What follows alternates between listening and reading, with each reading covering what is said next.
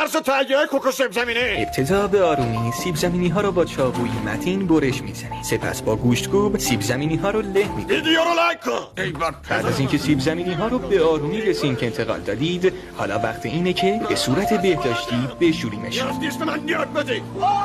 حالا باید رندشون کنیم تا حسابی لذیذ بشن. اینجا من رنده رو گم کردم، به خاطر همین مجبور شدم از صندلی برم بالا.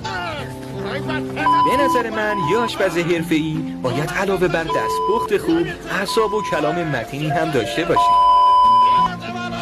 به آرومی سیب زمینی ها رو رنده میکنیم. حالا وقت سرخ کردن کوکوها رسیده.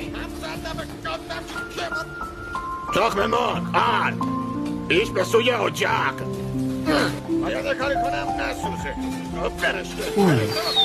غذا حاضره. این غذا رو تقدیم کن به کل لیست شیره. مصرف بسر ترس و تهیه کوکو سیب زمینی. ابتدا به آرومی سیب زمینی ها رو با چاقویی متین برش میزنید. سپس با گوشتکوب سیب زمینی ها رو له میکنید. ویدیو رو لایک کن. ای بابا. بعد از اینکه سیب زمینی ها رو به آرومی به سینک انتقال دادید، حالا وقت اینه که به صورت بهداشتی بشوریمشون. دیست من یاد بدی. حالا باید رندشون کنیم تا حسابی لذیذ بشن. اینجا من رنده رو گم کردم، به خاطر همین مجبور شدم از صندلی برم بالا. به نظر من یه آشپز حرفه‌ای باید علاوه بر دستپخت خوب، اعصاب و کلام متینی هم داشته باشه. به آرومی سیب زمینی ها رو رنده میکنیم. حالا وقت سرخ کردن کوکوها رسیده. تخم مرغ ایش به سوی اجاق. باید کاری کنم نسوزه. برشته. غذا حاضره. این غذا رو تقدیم کن به کل لیست شیره.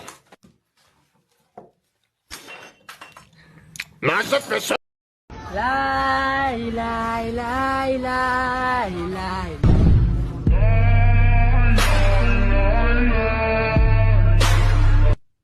محتوای فوق خفن رو دیدیم. 1,000,000 خورده فقط لایک گرفته بود. ببین چقدر ویو خورده دیگه، بالای 20 میلیون ویو خورده. چقدر خفن بود. خب ما هم بیام اینجوری کنیم، شاید یه ویدیو بگیم، لایک چیزی.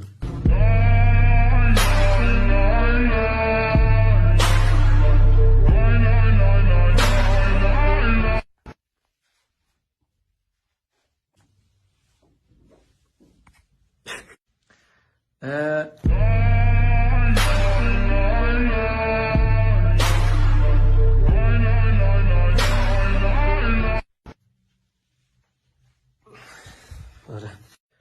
اگر که